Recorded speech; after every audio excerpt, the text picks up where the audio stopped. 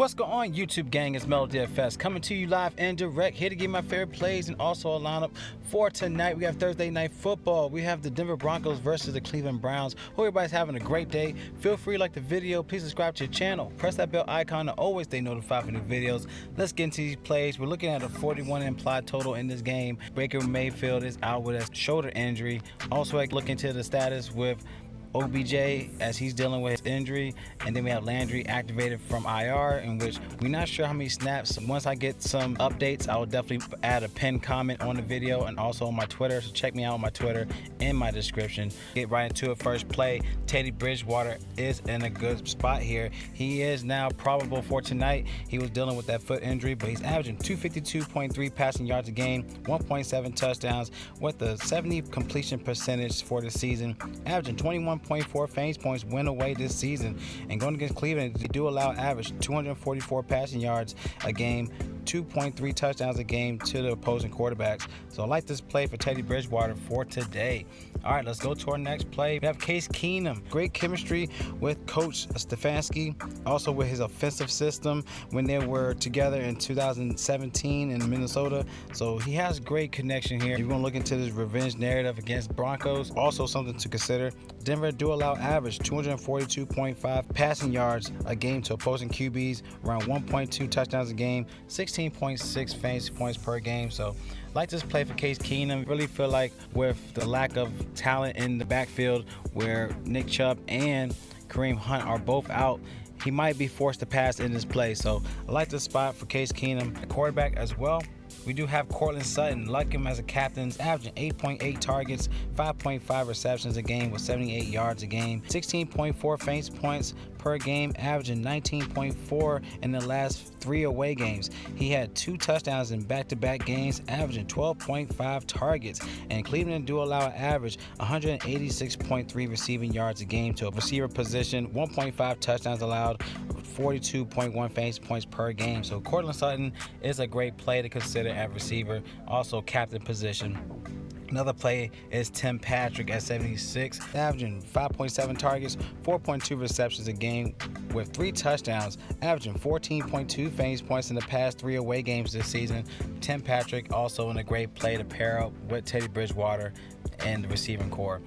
All right, let's go to our next play. Going to the running backs. You want to play the Ernest Johnson, knowing that Chubb and Hunt are out. Could be a scenario where it's more ground pound game plan to keep the pressure off Keenum. OBJ is questionable, but more likely could be out. Landry is activated from IR. Really a toss-up, because knowing how they run their system is more of a combo running back scheme. So Demetric Felton in play. He has a higher price tag than Ernest Johnson, but I can really see that he could get a touchdown in the end zone or whatnot. So I don't want to say not to play him. I will have him in a couple of lineups.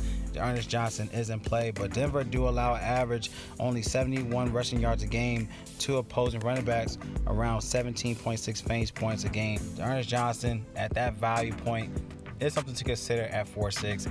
Another play is Austin Hooper at 38. I really feel like he's in a great play. He has been getting the most end zone target shares.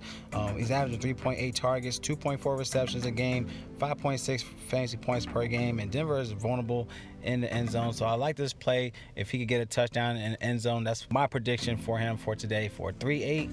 I really feel like if he could get that touchdown, that could definitely pay up his price tag. Austin Hooper is in a good spot to do so. To the kickers, we do have Chase McLaughlin, 4K on DraftKings. He's averaging 8.3 fantasy points a game, averaging 10 fantasy points in the past 4 games. Yeah, 2, 10, 9, and 19 in the last 4. Something to consider, as Denver do allow an average 2 field goals a game to the kicker position. He could be really valuable if Keenum cannot complete drives where they can settle for the field goals. So I like this play for Chase McLaughlin as a kicker position. Another play you can look into is Donovan Peoples-Jones at 6,400. If OBJ is out, something to consider at this play. He helps in their passing game. He's averaging 5.5 targets, 4.5 receptions in the last 2 games. He had the 2 touchdowns versus Arizona last game. Denver allows an average 182.8 receiving yards to the receiver position, around a 1 touchdown a game, 38.2 fantasy points per game to the receiver spot. So Donovan Peoples-Jones also in a great play. If you want to look at them, go with the passing route if they can't get the running game going. Those are my favorite spots. Let's look into the lineup, optimized, generate quality lineup for DraftKings and also for FanDuel. All right, now for DraftKings, you got Teddy Bridgewater in play at MVP, McLaughlin, Hooper, Peoples-Jones, Tim Patrick, Sutton. That's not a bad spot. Let's put Sutton in a captain. Let's lock him in as a captain in play. You got Keenum, Hooper, McLaughlin, Bridgewater, Peoples-Jones. Like that play as well. FanDuel line, you got Donovan Peoples-Jones as MVP. McLaughlin, Sutton, Bridgewater, Tim Patrick is a good play. And they got Case Keenum at $5K on FanDuel. I think that's too cheap. Tim Patrick. We got Sutton, Case Keenum, Tim Patrick, got Peoples-Jones, and then we got Teddy Bridgewater. Something like here as well. Leave money on the table. All right, like the plays, give a thumbs up. Any questions, comment below. Love y'all. Y'all collect that bag. It's Mel DFS, and y'all stay blessed. And I see y'all in the next video.